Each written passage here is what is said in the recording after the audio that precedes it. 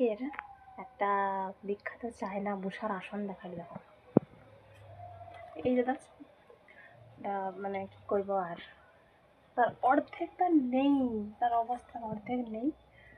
এটাই যদি পোশাক আশাক রাখা হয় বা বসা হয়, মাঠে বুঝতে নেই। এটা রান্নাঘরে আছে,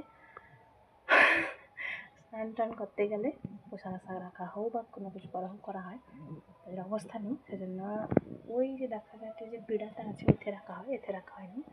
তখন চায়না প্রোডাক্টটা দেখছো, ওক্ষুনি একটা নতুন চাটা আর কি দিয়ে দিই, তাল পাতানো হয়ে যাবে। কে জামা নিয়ে কইতে পারবো না।